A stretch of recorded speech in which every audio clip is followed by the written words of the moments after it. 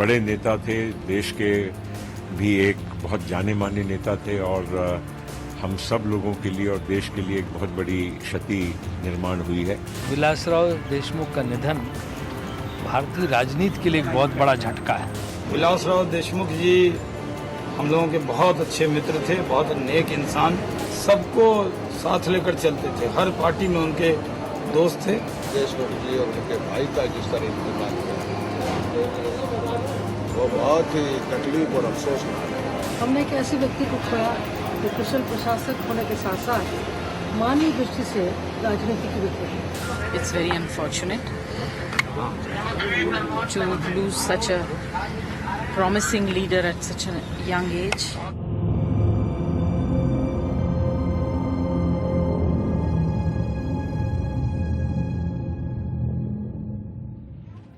महाराष्ट्र पर सबसे ज्यादा वक्त राज करने वाले नेता विलासराव देशमुख नहीं रहे।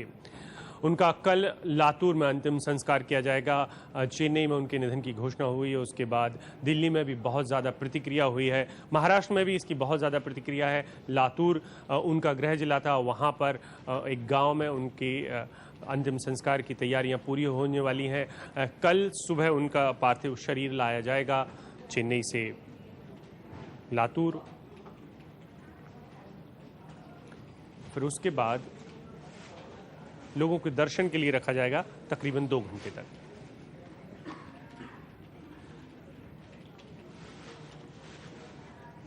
विलासराव देशमुख का निधन महाराष्ट्र की राजनीति नहीं बल्कि देश की राजनीति के लिए भी एक बड़ा झटका है, क्योंकि वो एक ऐसे मराठा नेता के बारे में के तौर पर जाने जाते रहे जिसकी शुरुआत गांव से हुई, जिसने गांव के सरपंच से अपनी शुरुआत की और मुख्यमंत्री के पद तक पहुंचा।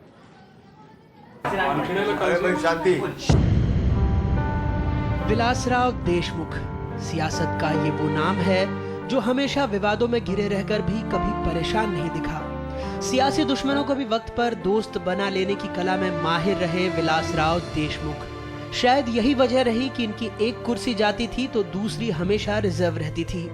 महाराष्ट्र की सियासत में कांग्रेस के लिए वो सबसे भरोसेमंद बने रहे। तब भी जब ऐसे विवादों ने उनका दामन थामा जो किसी और नेता से जुड़ता तो वो कब का ना किनारे लग गया होता। लेकिन सियासी झंझावातों के बीच भी ताकतवर बने रहने का ये विलासराव का ही हुनर था, जो वो हमेशा आला कमान की पसंद बने रहे। विलासराव 26 मई 1945 को लातूर के बाभल गांव में मराठा परिवार में पैदा हुए। साइंस और आर्ट्स दोनों में बैचलर्स की डिग्री लेने के बाद पुणे यूनिवर्सिटी से वकालत की पढ़ाई की, लेकिन करियर तो उनका राजनीति में लिखा था। 1974 में बाभलगांव ग्राम पंचायत के सदस्य के तौर पर सक्रिय राजनीति की शुरुआत की। इस दौरान 1975 से 78 के बीच वो उस्मानाबाद के जिला कांग्रेस अध्यक्ष भी रहे। 1980 में पहली बार विधानसभा के लिए चुने गए। 1982 से 1995 तक राज्य मंत्री और कैबिनेट मंत्री के तौर पर गृह, ट्रांसपोर्ट, टूरिज्म, शिक्षा, खेल और युवा कल्याण जैसे कई विभागों का जिम्मा संभाला। 1995 में चुनाव हार गए, लेकिन 1999 से उनके राजनीतिक ग्राफ ने कई नई बुलंदियों को छुआ।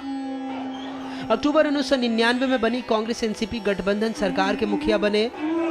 हालांकि पार्टी की राज्य इकाई में पड़ी दरार के बीच जनवरी 2003 में उन्हें सुशील कुमार शिंदे के लिए कुर्सी छोड़नी पड़ी। इस सियासी उतार चढ़ाव को लेकर विलासराव कभी तनाव में नहीं दिखे। शायद वो जानते थे कि घूम फिरकर फिर वो सीएम की कुर्सी पर बैठेंगे।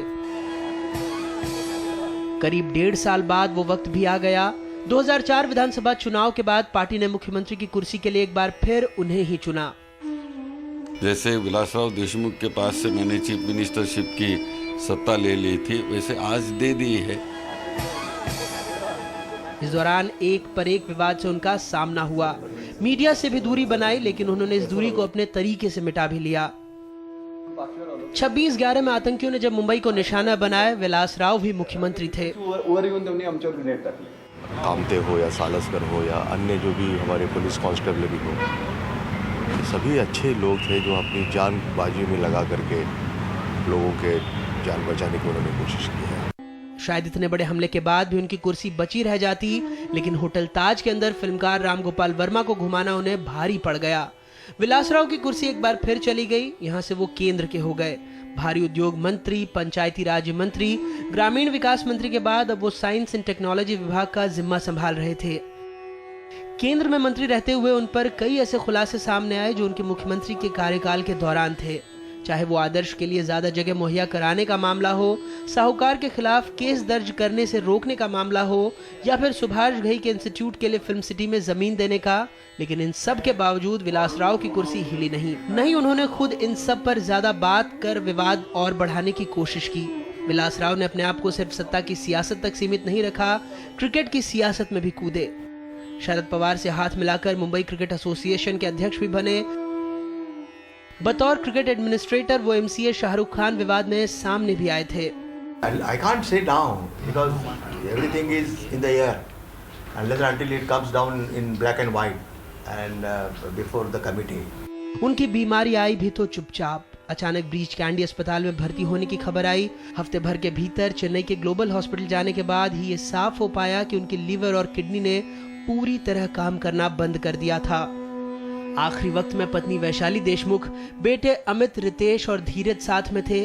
विलासराव अचानक इस तरह दुनिया छोड़ जाएंगे, ये शायद ही किसी ने सोचा होगा।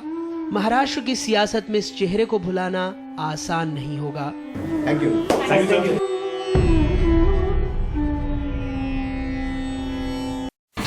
India's #1 news app just got even better. Download NDTV's new app. Fully optimized for retina display. Full screen view. Faster response time. And Sudoku. NDTV's new iPad app. Download now.